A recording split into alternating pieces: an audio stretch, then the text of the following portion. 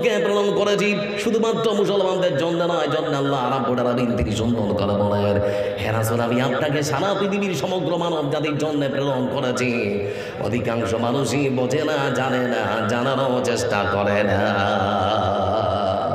যে কয়েকজন বসে আছেন আপনাদের যদি জিজ্ঞেস করি, রাসূল কি শুধু মুসলমানদের জন্য পৃথিবীতে এসেছেন না সবারই জন্যে? একটু কথা বলি, কার জন্যে? সবারই জন্যে এসেছেন। যখন তিনি আসেন তখন তো সব বহুত্ববাদে বিশ্বাসী ছিল, 360টা, কেউ 3টা, কেউ সূর্যের, কেউ আবার চন্দ্রের পূজা করত, সব মানে বহুত্ববাদে বিশ্বাসী ছিল, একত্ববাদ কারো অন্তরে ছিল না। এমন সময় বন্ধু আমার রাসূলুল্লাহ সাল্লাল্লাহু আলাইহি ওয়াসাল্লাম তিনি পৃথিবীর বুকে এসেছেন। আসার পরে তিনি ঘোষণা করলেন, লা ইলাহা ইল্লাল্লাহু মুহাম্মাদুর রাসূলুল্লাহ। তিনি ঘোষণা করলেন, পৃথিবীর মানুষ শুনে না, 360টা চলবে না, 3 জন চলবে না, একজনকে মানতে হবে যিনি সপ্তম আকাশে সমাসীন হয়ে আছেন, তিনি হচ্ছেন রব, তিনি হচ্ছেন আল্লাহ। আমার বন্ধু রাসূল সাল্লাল্লাহু আলাইহি ওয়াসাল্লাম এই মতো করে তিনি একত্ববাদের দাওয়াত দিয়েছেন। আরব ভূখণ্ডে বহুত্ববাদকে পৃথিবীর বুক থেকে মুৎখাত করার জন্য, একত্ববাদকে পৃথিবীর বুকে প্রতিষ্ঠা করার জন্য রাসূলুল্লাহ সাল্লাল্লাহু আলাইহি ওয়াসাল্লাম তিনি এই মতো করে পৃথিবীর মানুষকে আমার শিক্ষা দিয়েছেন। এজন্য আল্লাহ রাব্বুল আলামিন তিনি বলেছিলেন, রাসূল আমি আপনাকে সারা পৃথিবীর সমগ্র মানব জাতির জন্য সতর্ককারী আর সুসংবাদদাতা হিসেবে প্রেরণ করেছি। সারা পৃথিবীর সব মানুষের জন্য। এবার আমার দিকে তাকান, দেখবেন ইসলাম সব ধর্মের মানুষকে, সব ধর্মকে সুন্দর শিক্ষা দিয়েছেন তাদের সঙ্গে ভালো ব্যবহার করা। রাসূলুল্লাহ সাল্লাল্লাহু আলাইহি ওয়াসাল্লামের শিক্ষা সুন্দর করে তিনি বলেন, পৃথিবীর মুসলমানের আপনার গ্রামের মানুষদেরকে বলা হচ্ছে, শুনে নাও তোমরা, তোমাদের গ্রামে যদি 100টা ঘর থাকে আর 100টা ঘরের মধ্যে যদি 95টা ঘর মুসলমান তোমাদের থাকে, 5টা ঘর যদি হিন্দুদের থাকে, শুনে নাও খবরদার, শক্তির জোরে, ক্ষমতার জোরে, প্রশাসনের জোরে তোমরা মুসলিমদের গায়ে কখনো হাত লাগাবে না, তাদেরকে মারবে না, ধরবে না, চমকাবে না, কোনো রকম তাদের উপরে উৎপীড়ন অত্যাচার চালাবে না। পৃথিবীর মুসলমান তোমরা শুনে নাও, ক্ষমতার জোরে, টাকার জোরে তোমরা যদি পৃথিবীর বুকে সংখ্যালঘু অমুসলিমদের উপরে, হিন্দুদের উপরে অত্যাচার আর উৎপীড়ন চালাও, তাহলে পরে শুনে নাও আমি রাসূল সাল্লাল্লাহু আলাইহি ওয়াসাল্লাম হাসরের ময়দানে আল্লাহর কাছে তাদের পক্ষ হয়ে কথা বলবো, আর মুসলমান তোমাদের বিপক্ষে আল্লাহর কাছে অভিযোগ পেশ করব। পৃথিবীর বুকে একজন বিরল নেতা, যার নাম মুহাম্মদ মুস্তাফা সাল্লাল্লাহু আলাইহি ওয়াসাল্লাম। এই জন্য বলতে যাচ্ছি বন্ধু আমার, ইসলাম অন্য ধর্মের মানুষকে, এমনকি অন্য ধর্মকে সম্মান এবং শ্রদ্ধার নজরে দেখে, এ হচ্ছে আমার নেতা। কিন্তু আজকে আমাদের সমাজে নেতা আছে না নেই? কথা বলো। আমাদের ভারতবর্ষের যিনি স্বরাষ্ট্রমন্ত্রী তার নাম কি ভাই? কথা বলি না, অমিত শাহ। কি নাম বললাম? অমিত শাহ। কাশ্মীরের বারামুল্লায় তিনি গিয়েছেন, বারামুল্লায় তিনি সভামঞ্চে দাঁড়িয়েছেন, বক্তব্য দিচ্ছেন। এমন সময় আযানের ধ্বনি ভেসে আসছে, হাইয়া আলাস সালাহ।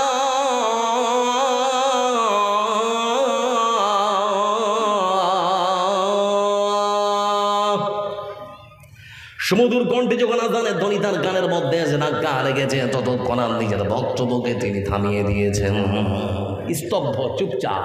যতক্ষণ না আযান শেষ হলো তিনি নীরবতা অবলম্বন করলেন।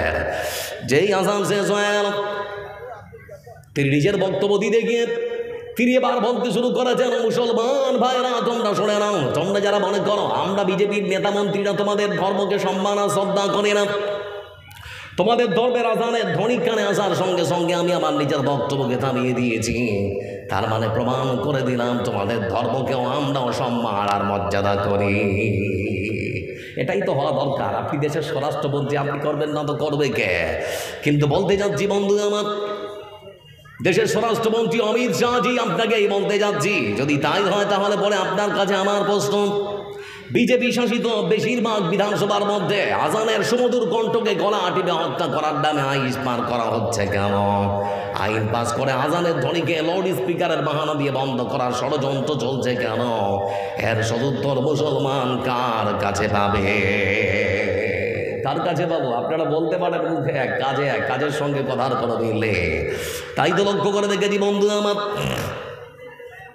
তাই তো লক্ষ্য করে দেখলাম দিল্লির মতো জায়গায়, ভারতবর্ষের রাজধানী, কোনো এক মসজিদে মুসলমানদের নামাজ পড়ার জায়গা হয়নি শুক্রবারের দিন। তো বেচারা 10-12 জন মুসলমান রাস্তায় চলে এসেছে, সুন্দর করে নামাজে দাঁড়িয়েছে। ভিডিওর মধ্যে নামাজের দৃশ্যগুলো দেখছিলাম, পরক্ষণে আবার লক্ষ্য করে দেখলাম মুসাল্লিরা তারা যখন সেজদায় চলে গেছেন, ঠিক সেই সময় রাজধানীর কয়েকজন পুলিশ এসে লাথি মেরে তাদেরকে তাড়িয়ে দিয়েছে এবং রাস্তার মধ্যে দাঁড়িয়ে নামাজ পড়তে দেওয়া হবে না, এক করে এই জায়গা থেকে তোমরা চলে যাও। এটা নামাজ পড়ার জায়গার মানুষের চলতি জায়গা, এখানে নামাজ পড়ার জন্য দাঁড়িয়েছ কেন? যদি তাই হয় বন্ধু আমার, তাহলে পরে আরেকটা কথা হচ্ছে, কিছুদিন আগেই আবার আমরা দেখলাম বলবাম, সেই সমস্ত বলবাম যারা বন্ধু আমার হিন্দু ভাইদেরকে লক্ষ্য করে দেখলাম বিহার পার করে তারা যখন উত্তরপ্রদেশের মাটিতে ঢুকলো, উত্তরপ্রদেশের সরকার যোগী আদিত্যনাথকে লক্ষ্য করে দেখলাম তাদের জন্যে পুরোপুরি একটা রাস্তায় বরাদ্দ করে দেওয়া হয়েছে, কোনো যানবাহন চলবে না, সেই রাস্তা দিয়ে শুধুমাত্র বলবাম যাতায়াত করবে। মুসলমানদের সঙ্গে দ্বিচারিতা কেন? ভারতবর্ষের মাটিতে মুসলমান যদি 5 মিনিটের জন্য রাস্তায় দাঁড়িয়ে নামাজ পড়ে তাহলে পরে তাদেরকে লাথি মারা হয়। আবার আমার হিন্দু ভাই যখন বললাম তারা রাস্তা ধরে চলে, তাদের জন্য রাস্তাটা পুরোপুরি খালি করা হয়। এই দ্বিচারিতা করা হচ্ছে কেন বন্ধু আমার? ভারতবর্ষের সংবিধান আমাকে স্বাধীনতা দিয়েছে, ভারতবর্ষের সংবিধানের 25 নম্বর ধারা আমাকে আমার ধর্ম পালনের স্বাধীনতা যদি দিয়ে থাকে, আমার ধর্মের মধ্যে, ধর্ম পালনের মধ্যে কেউ কখনো হস্তক্ষেপ চালাতে পারে না। আমার ধর্ম আমি কিভাবে পালন করব সেটা আমার ব্যক্তিগত ব্যাপার। আচ্ছা, যারা বসে আছেন এখানে, আমাদের পশ্চিমবাংলার সব থেকে হিন্দু ভাইদের বড় উৎসব হচ্ছে দুর্গা উৎসব, দুর্গা পূজা।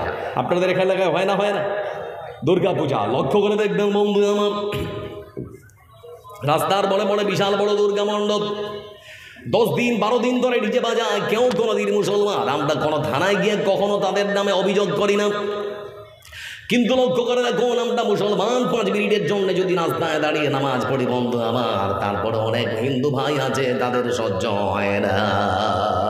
আছে না রে? কথা বলেন, আছে না? এখন হিন্দু ভাইদের কাছে আমার প্রশ্ন, বুঝতে হবে জিনিসটাকে ভালো করে। যারা তোমাদের নাচাচ্ছে এরা তোমাদের কখনো ভালো চায় না।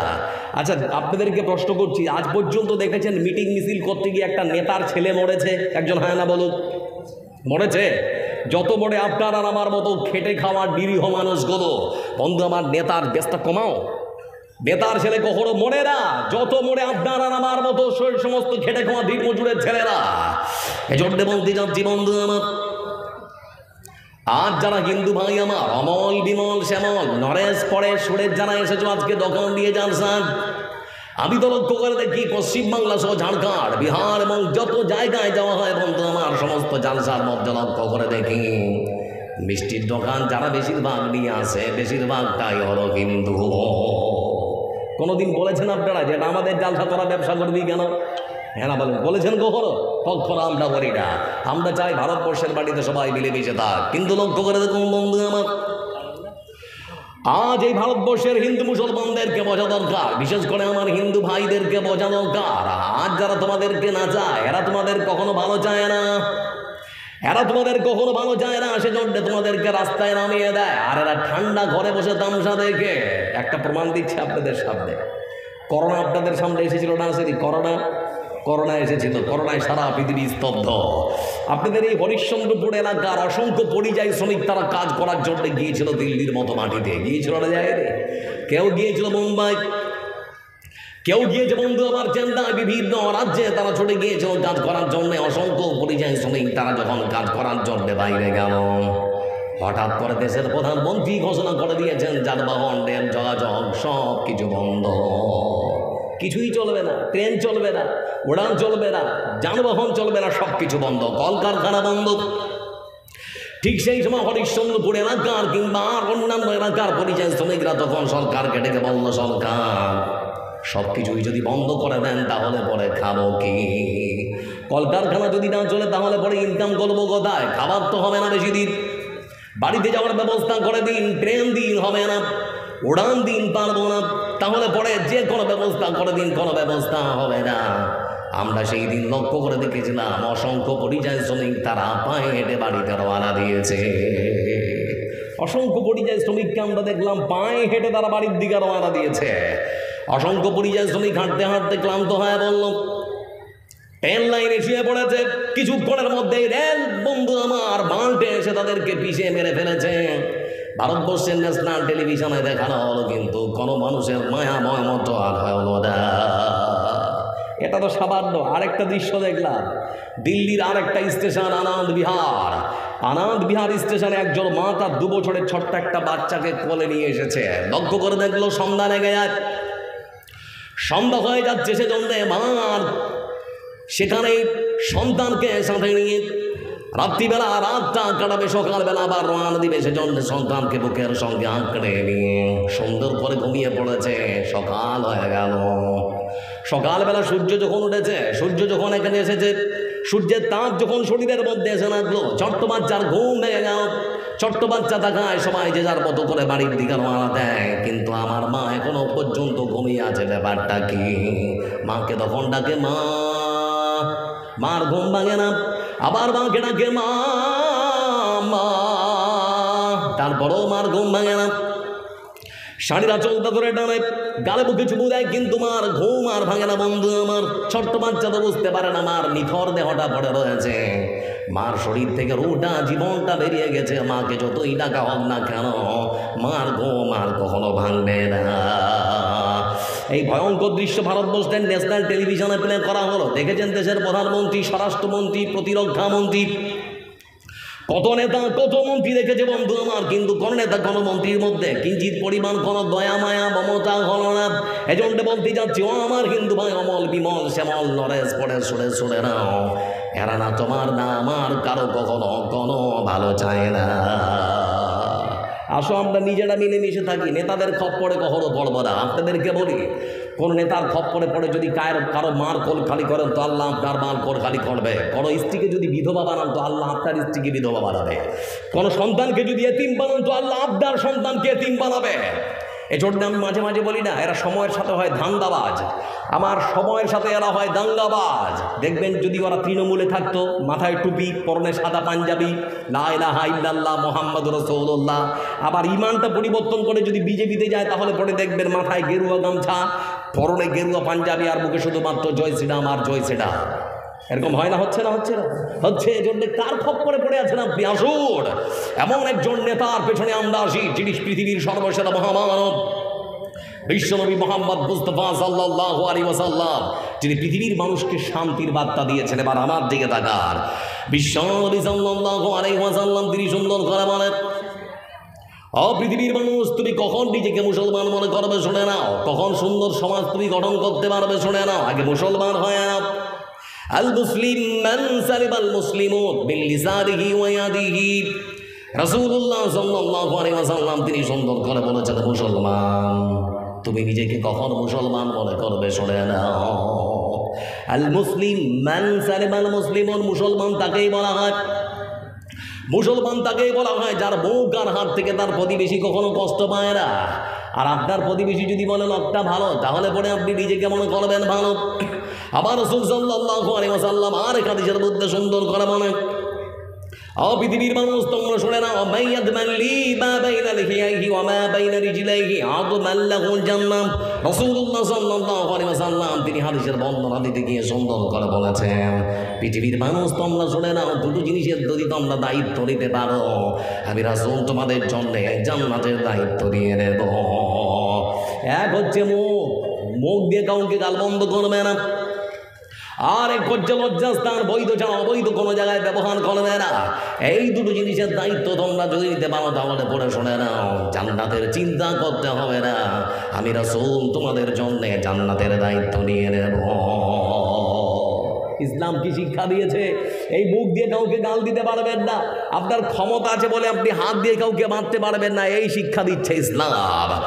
আবার ইসলাম শিক্ষা দিয়েছে বন্ধু আমার, লাউলা আনা শুক্কা আলা উম্মতি আলাইকা বিসওয়াক।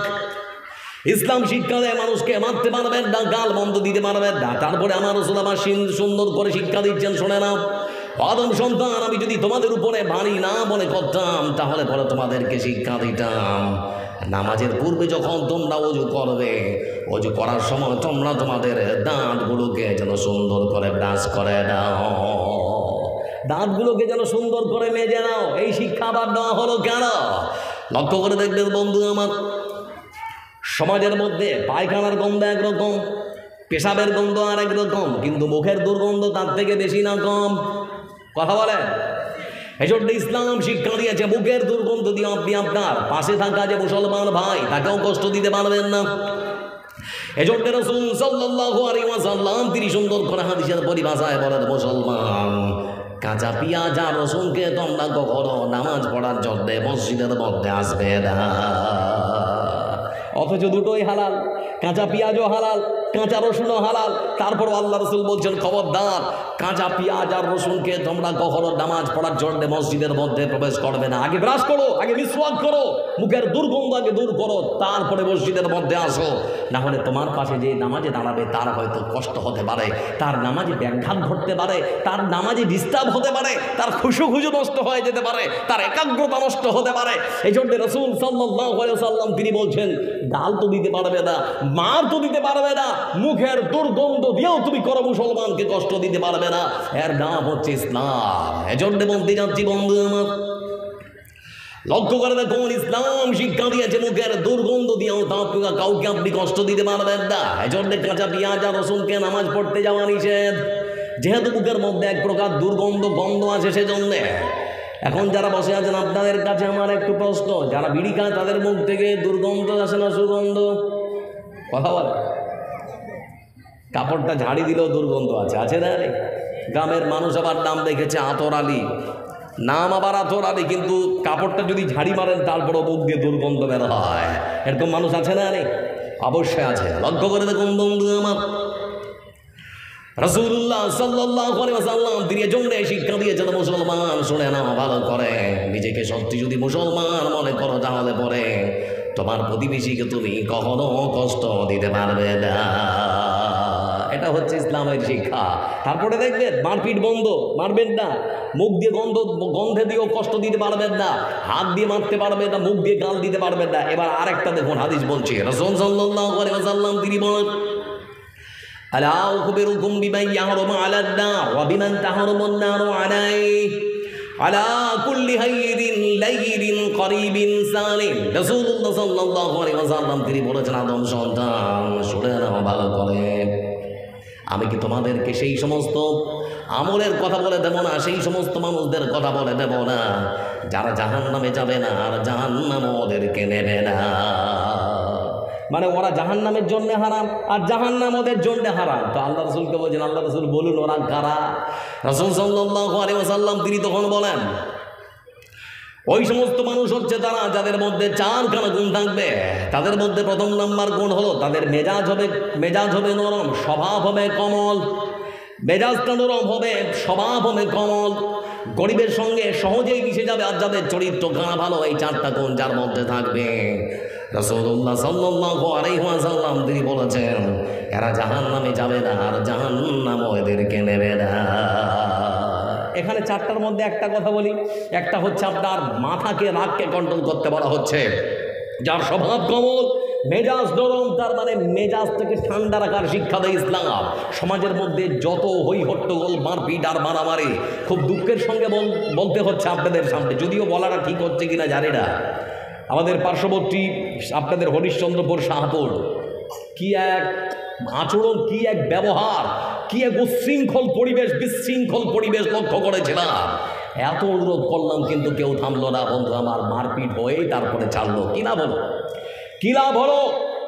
পেছন দিক থেকে অমুসলিম যারা তারা সুন্দর করে এই সুযোগ খুঁজছিল যে মুসলমানরা জালসার নামও জালসাতে মারপিট করে, জালসার নামও জালসাতে মারপিট করে। আমার বন্ধুদের জন্য বলতে চাচ্ছি, ইসলাম মানুষকে শিক্ষা দিয়েছে রাগ করা যাবে না, মাথাকে ঠান্ডা করা, এটা রাসূলের শিক্ষা।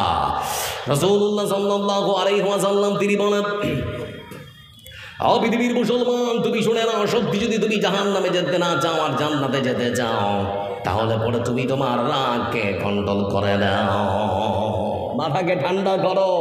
বলে খুবই যে রাগ মৌলভী সাহেব, তাহলে কী করবো?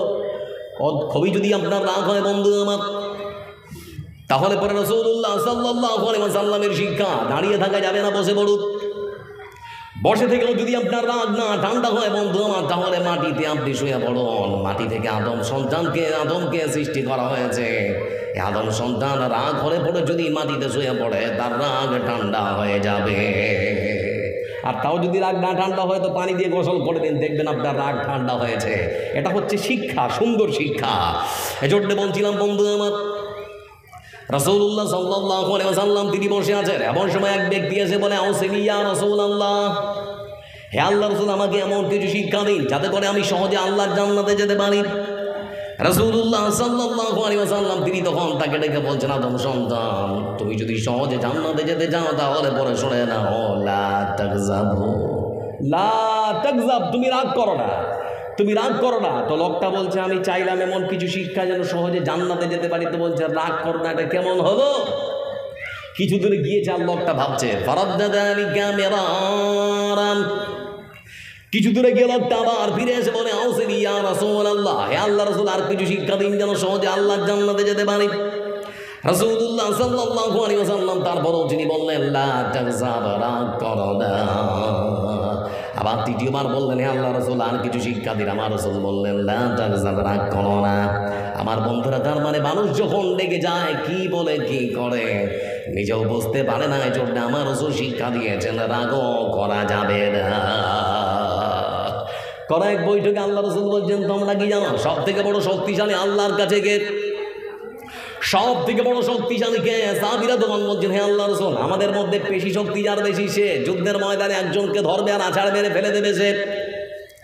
রাসূল সাল্লাল্লাহু আলাইহি ওয়াসাল্লাম তিনি বললেন, না না না না না, সে কখনো আল্লাহর কাছে সব থেকে বড় শক্তিশালী হতে পারে না।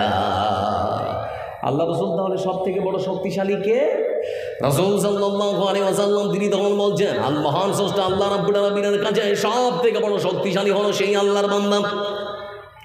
যখন তার রাগ প্রচণ্ড হয়ে গিয়েছে, খুব রাগ যখন তার মধ্যে চলে এসেছে, সেই রাগকে ঠিক সেই সময় যে ব্যক্তি কন্ট্রোল করতে পেরেছে, রাগকে হজম করেছে, খেয়ে নিতে পেরেছে, সে হলো মহান স্রষ্টা আল্লাহ রাব্বুল আলামিনের কাছে সব থেকে বড় শক্তিশালী। এবার আপনাদেরকে বলছি, খুব রাগ করে মারপিট করবেন না, মাথাটা ঠান্ডা রাখবেন। কথা বলেন, রাগ করবেন? সুন্দর সমাজ যদি আপনারা পেতে চান তাহলে মাথা ঠান্ডা করতে হবে, রাগ দোষা করা যাবে না। রাগ থেকেই তখন মারপিটের সৃষ্টি হয়। বলছিলাম বন্ধু আমার,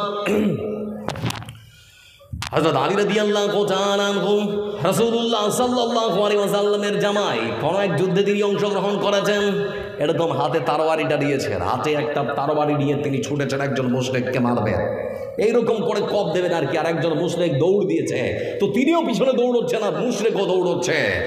দৌড়তে দৌড়তে বন্ধু আমার, হযরত আলী রাদিয়াল্লাহু তাআলা আনহু তিনি যখন তাকে কপ মারতে যাবেন, সেই লোকটা তখন মুখ থুবড়ে পড়ে গেছে আর যেতে পারল না।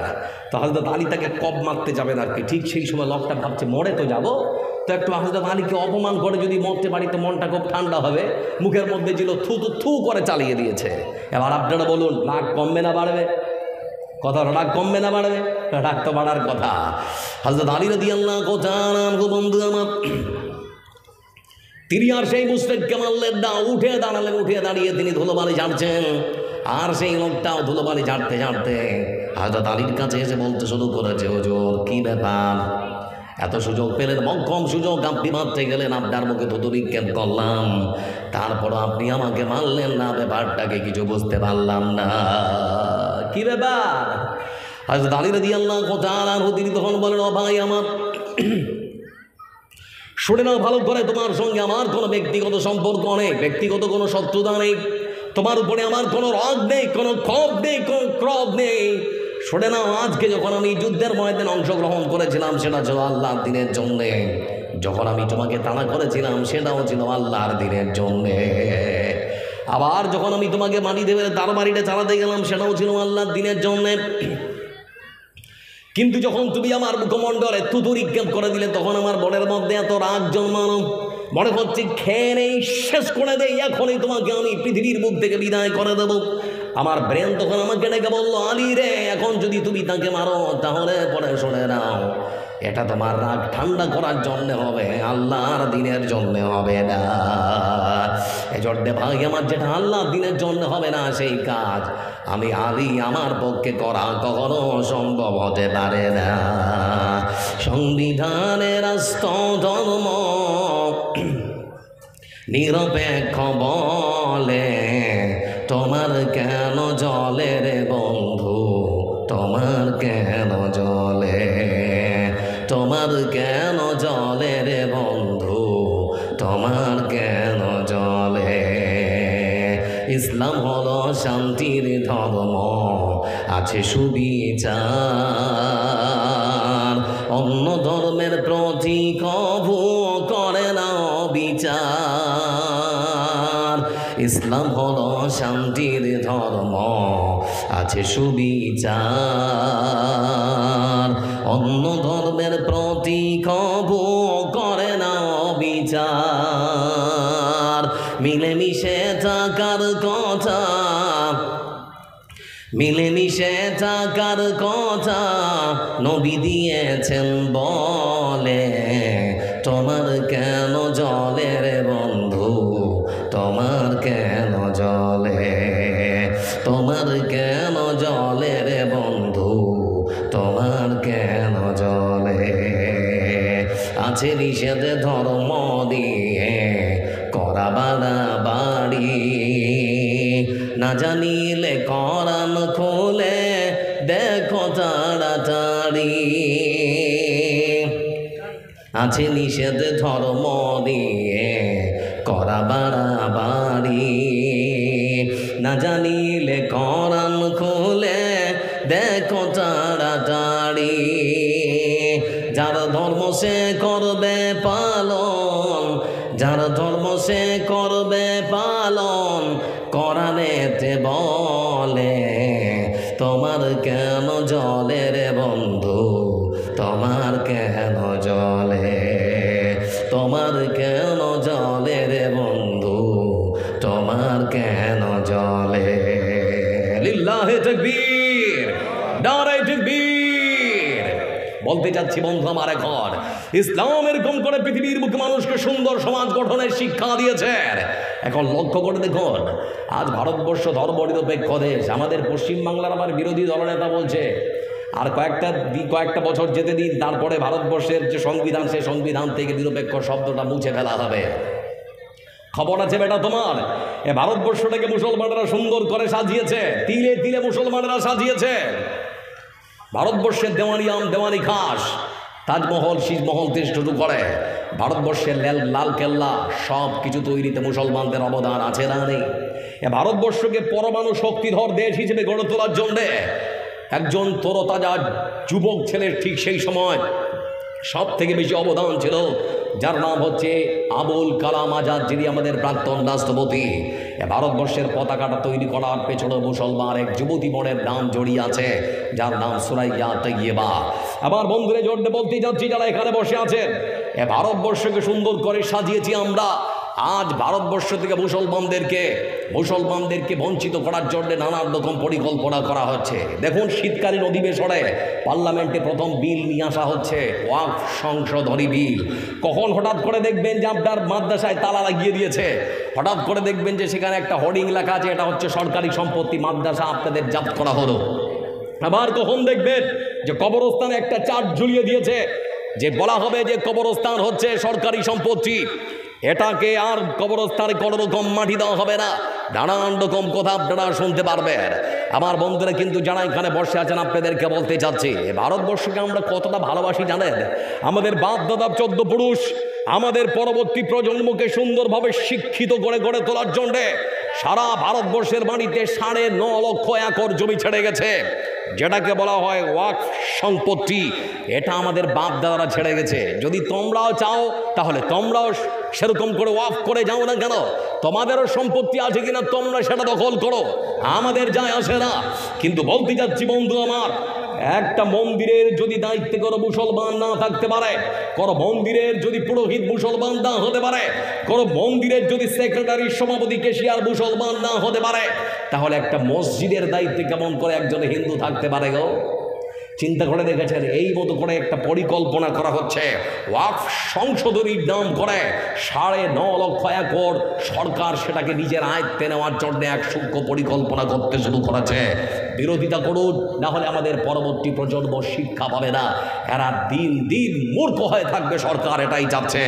বলছিলাম বন্ধু আমার যারা এখানে বসে আছেন, ইসলাম পৃথিবীর বুকে মানুষকে শিক্ষা দেয় সততার, নম্রতার, ভদ্রতার, মানবতার। আজ ইসলামকে নিয়ে তোমরা নানান রকম কটু মন্তব্য করো। ইসলামের কাছে আসো, কোরআনটা খোলো, তাহলে পরে না বুঝবে যে ইসলামের মধ্যে আছে কি।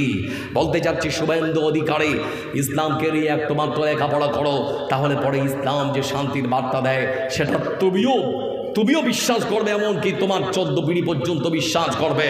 লক্ষ্য করে দেখুন, দেখছিলাম কিছুদিন আগে আমাদের দক্ষিণবঙ্গে, ভারতবর্ষের দক্ষিণবঙ্গে কর্ণাটকে কিছুদিন আগে দেখছিলাম নুগিকেরি বলে একটা মন্দির চত্বরে একজন 50 বছরেরও বেশি বয়স হয়ে গিয়েছে আমার একজন মধ্যবয়সী মানে একজন বড় ভাই, সেখানে সুন্দর করে সে ঠেলা লাগায়। সেখানে তার কাজ হচ্ছে তরমুজ বিক্রি করা। 12টা মাস সেখানে মন্দিরের বাইরে, ওই নুগিকেরি হনুমান মন্দিরের বাইরে সুন্দর করে মানে তরমুজের ব্যবসা করে। হঠাৎ করে হিন্দু সেনা সেখানে মন্দিরের কমিটির কাছে গিয়ে তারা ধর্ণা দিয়ে বলল, মন্দির চত্বরে যত মুসলমানদের জায়গা আছে, যত মন্দির চত্বরে মুসলমানদের দোকান ঘর আছে, সব কিছু ছড়াতে হবে। মাত্র 7 দিন সময়, মাত্র 7 দিনের মধ্যে সরিয়ে ফেলতে হবে, না হলে আমরা 7 দিন পর আসলে পরে সব ভেঙে চুরমার করে দেব। ঘোষণা হয়ে গেল, যে যার মতো করে সরিয়ে নিয়েছে। কিন্তু এই মানুষটা একটু অসুস্থ, জীর্ণ শীর্ণ শরীরটা খুব মানে শুকনা টাইপের, চলতে পারে না অসুস্থ শরীর নিয়ে। মধ্যবয়সী সেই মানুষটা সুন্দর করে ঠেলাগাড়ির উপরে তরমুজ বিক্রি করছে। 7 দিন পর যখন 5-7 জন যুবক আসলো, তারা যখন দেখছে যে সেখানে ওই লোকটা এখনো পর্যন্ত সরাইনি, একটা করে নাম জিজ্ঞেস করছে, তোমার নাম, তোমার নাম, তোমার নাম, তোমার নাম। দাড়িওয়ালা লোকটার কাছে যখন এসে তখন জিজ্ঞেস করছে, আপনার নাম? বলে আমার নাম আব্দুল্লাহ। বলে আপনি মুসলমান? বলে হ্যাঁ আমি মুসলমান। 7 দিন আগে বলে গেছি, আপনি এখনো পর্যন্ত ঠেলাগাড়ি আপনার দোকানটা সরাননি কেন? তাকে বলা হচ্ছে সরাননি কেন? ঠিক সেই সময় সে বলছে, জীর্ণ শীর্ণ শরীর, আমি কোথায় যাব, অসুস্থ মানুষ, সেজন্য আমি এখানে এখনো পর্যন্ত আছি। বাপ আমার, আমাকে সরাতে বলো না, আমি পারবো না, আমার শরীরটা চলছে না। কোনো কথা শোনা হলো বন্ধু আমার? জীর্ণ শীর্ণ শরীর দিয়ে আমার সেই মধ্যবয়সী ভাই আব্দুল্লাহকে বলা হলো, এখনো পর্যন্ত যদি না সরিয়ে নেন তাহলে পরে এখনই আপনার ভ্যান গাড়িটাকে ভেঙে চুরমার করা হবে। ক্ষণিকের মধ্যেই বন্ধু আমার লক্ষ্য করে দেখলাম, যখন সে সরাতে পারছে না, ভিডিওর মধ্যে লক্ষ্য করে দেখছি সেই মধ্যবয়সী মানুষটার ভ্যান গাড়িটাতে যে তরমুজগুলো ছিল, সমস্ত তরমুজকে ফেলে দিয়ে লাঠি দিয়ে সব কিছু শেষ করে দেওয়া হলো। এমনকি ভ্যান গাড়িটা পর্যন্ত ভেঙে চুরমার করে দেওয়া হলো।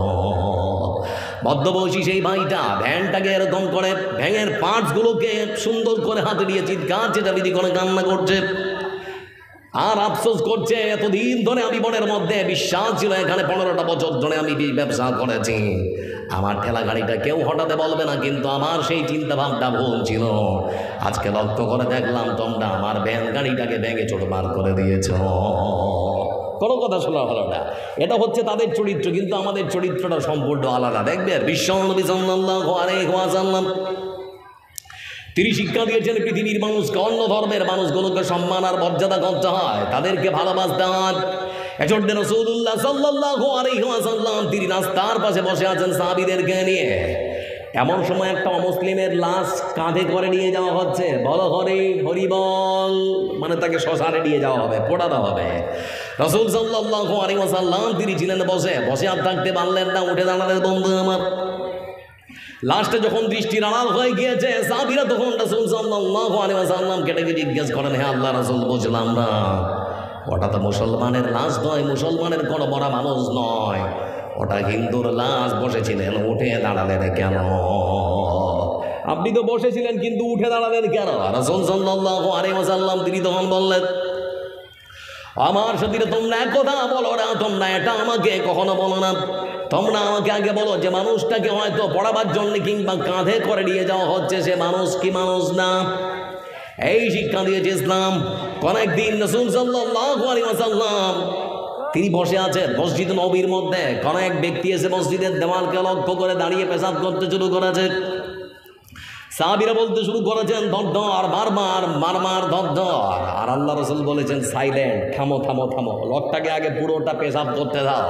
ও যখন পুরোপুরি পেশাব করা হয়েছে তখন লোকটাকে ডেকেছে, ডাকার পরে তিনি বললেন, ও ভাই আমার, তুমি কি ধর্ম পালন করো? বলে হ্যাঁ। বলে আচ্ছা তুমি বলো, তুমি যেখানে ধর্ম পালন করো তোমাদের সেই জায়গায় পেশাব করতে পারবে? বলে হুজুর বলেন কি, ওটা তো ইবাদত করার জায়গা, পেশাব করার জায়গা ধরে? বলে এটা হচ্ছে আল্লাহর ঘর, এটাও পেশাব করার জায়গা নয়, এটা ইবাদত করার জায়গা, যাও চলে যাও। তো লোকটা চলে যাচ্ছে, কিন্তু সাহাবাদের মনটা মানে কেমন করো, এই এখনো যদি বলে তো 2-4 চড় লাগিয়ে দিব আর কি, এরকম একটা চিন্তা ভাবনা। রাসূল সাল্লাল্লাহু আলাইহি ওয়াসাল্লাম তিনি যে ভাষায় বোঝাতে চাইলেন সেটা বন্ধু আমার এরকমও হতে পারে। পৃথিবীর মুসলমান তোমরা শুনে নাও, সামান্য পেশাব করার কারণে মানুষের শরীর থেকে রক্ত ঝরাতে হবে না। পেশাবের জায়গাটায় 1 বালতি জল বইয়ে দিলাই পরিষ্কার, মারপিট করতে হবে না। এটা হচ্ছে ইসলামের শিক্ষা। এজন্য রাসূল সাল্লাল্লাহু আলাইহি ওয়াসাল্লাম হাদিসের পরিভাষায় বলেন, পৃথিবীর মানুষরা তোমরা শোনো, ইন্না ফিল জান্নাতি লাগুরফা ক্বাদ ইউরা যাহিরুহা মিন বাতিনিহা ওয়া বাতিনুহা মিন যাহিরিহা আ'আদাহা আল্লাহ লিমান আত'আমা আত-তা'আম ওয়া আলালা আল-কালাম ওয়া তাবি'a আস-সিয়াম ওয়া সাল্লা বিল-লাইলি ওয়ান-নাসু নিয়াম। রাসূলুল্লাহ সাল্লাল্লাহু আলাইহি ওয়াসাল্লাম তিনি বলেন, মহান স্রষ্টা আল্লাহ রাব্বুল আলামিন জান্নাতের মধ্যে একখানা চকচকে ঝকঝকে ঘর নির্মাণ করবেন, যার ভেতর থেকে বাইরে দেখা যায়, আবার বাইরের থেকে ভেতরটা দেখা যায়। ভেতর থেকে বাইরে, বাইরের থেকে ভেতরটা দেখা যায়। ওটা কারা পাবে জানেন?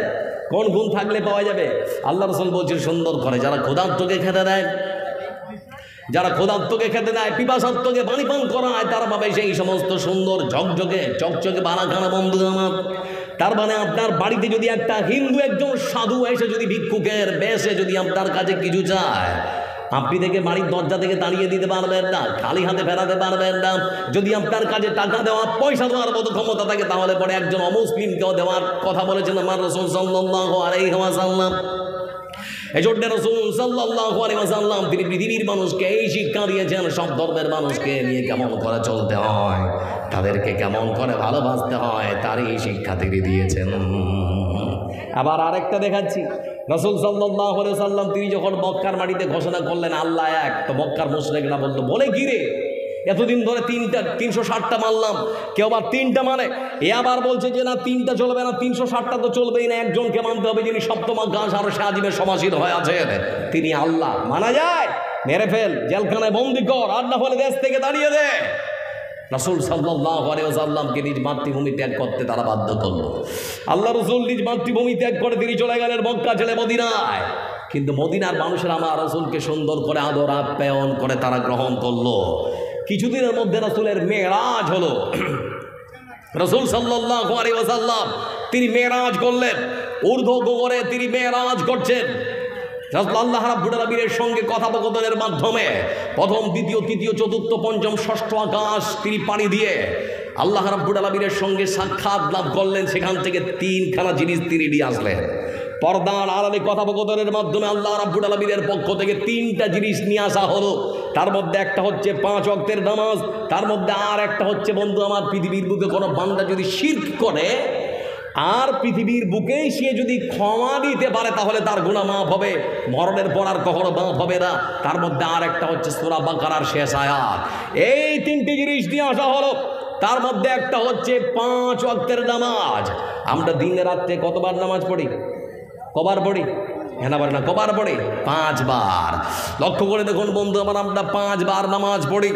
তো 5 বার নামাজে মসজিদের মধ্যে মুসাল্লিদেরকে ডাকা হবে কেমন করে? আল্লাহ রাসূল যখন ফিরে আসলেন মসজিদে নববীতে বসে আছেন, তো সাহাবীদেরকে বলছেন, আচ্ছা তোমরা বলো, আল্লাহর পক্ষ থেকে 5 ওয়াক্তের নামাজ নিয়ে এসেছি, কিন্তু তোমাদের সঙ্গে আমার একটু মাশওয়ারা, তোমাদের সঙ্গে আমার একটু মাশওয়ারা হচ্ছে এটা যে 5 বার নামাজের জন্য আমি আল্লাহর বান্দাদেরকে কেমন করে মসজিদের মধ্যে জড়ো করব। কেউ তখন বলল, হে আল্লাহ রাসূল, ফজরের যখন সময় হবে আমাদের মধ্যে আমরা কেউ ঢোল বাজাবো।